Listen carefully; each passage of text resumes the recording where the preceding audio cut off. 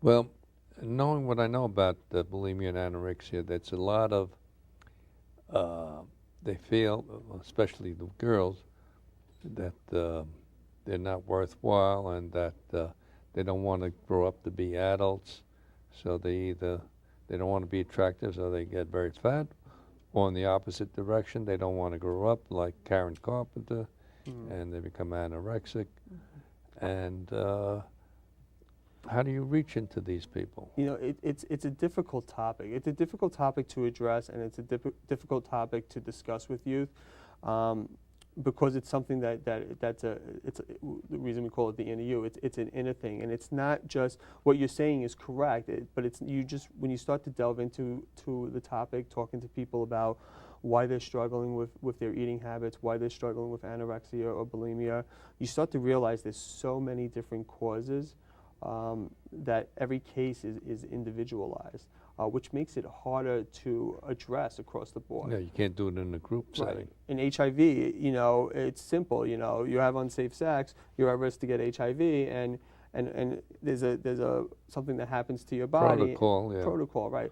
With eating disorders, it's different. You know, it's not that black and white. So How that so? makes it challenging. It could be trauma-induced. It could be a self-esteem issue. It could be for a reason that somebody's not even sure. Like a little voice inside their head saying, I don't like the way I look, you know, so maybe I'm not going to eat today. Or, you know, maybe I'm going to eat too much. And then you realize when you talk to a person, it becomes about how they're feeling, and they want to feel valued, and they want to feel loved, and they want their self-esteem they want to feel good about their self-esteem. So it becomes difficult. So the way we designed the manual is it talks about educating them on the facts in an innovative way, and there's a self-esteem piece built into it, and we talk about values and how do you identify that, and how do you answer that voice in your head, and how do you congratulate yourself for the things that you do love about yourself, and how do we look at the positive strengths, and you know, not the negative things that you see. Well, my feeling is you can't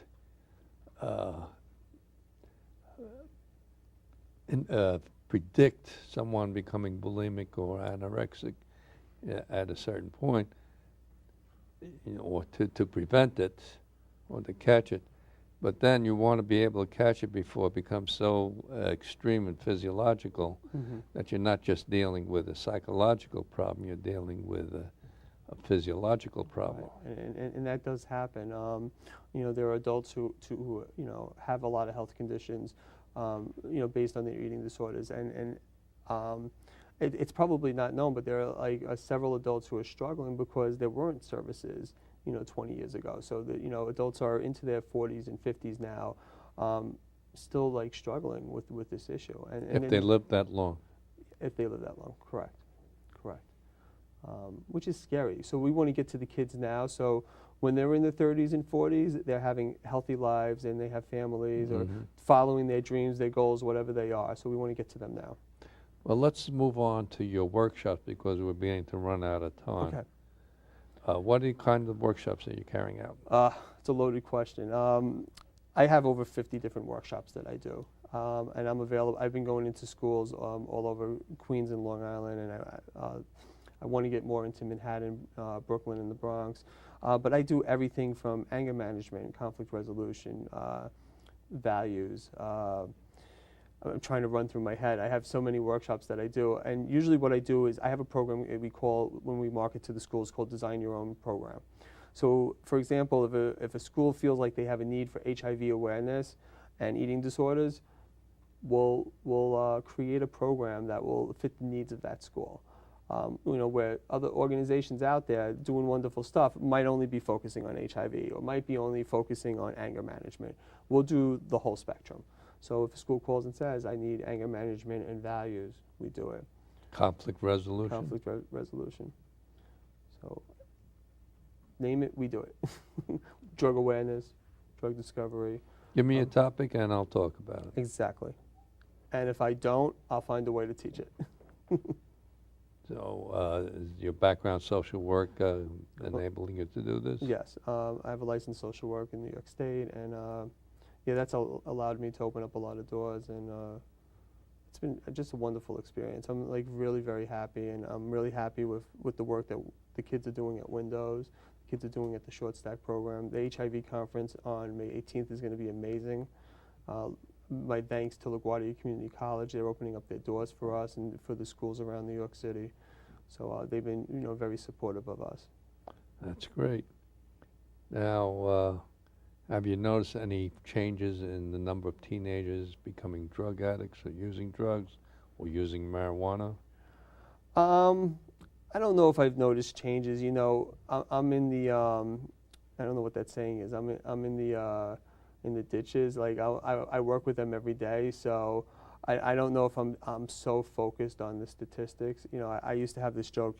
As a social worker, I'm always going to have a job because there's so many kids struggling with so many issues. Mm-hmm. So I do work with a lot of kids that are using drugs or experimenting, and they're experimenting for different reasons. And I think a lot of times, and I think what I hope most adults do is, I think kids just want somebody to connect to, somebody to listen to them.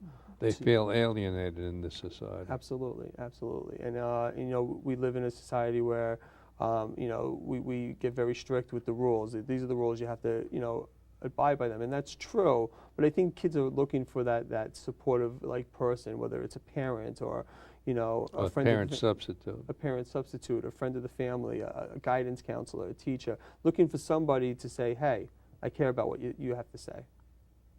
Yeah, well, too many people, they have their job and they don't want to go beyond the boundaries. Right, and that's sad. It's sad too, but also because it exposes them to legal repercussions. Right. People don't want to, rest. We live in a society that's an issue. Yeah, and you try to correct one thing and you go to the other extreme. Right. And the judges are not always on top of things as they should be. Right. That's why with Windows, my attitude is, I wake up every day, and if I could, make a difference just a little bit, then I feel like, the day was worthwhile. And I hope that a lot of the youth that I work with, have great experiences and learn that lesson, and they make the best out of every day of their life also. Well, let's give the people, the viewers, again, your website and phone number. I have two websites. The website that covers a majority of our programs is the main website. It's www.wooinc.org. That's wooinc.org. And then the Short Stack website that highlights the programs and the girls and the models and their portfolios is shortstack.org. My phone number, 718-916-6037. Thanks, Mel. It's Thanks. great as always. Great.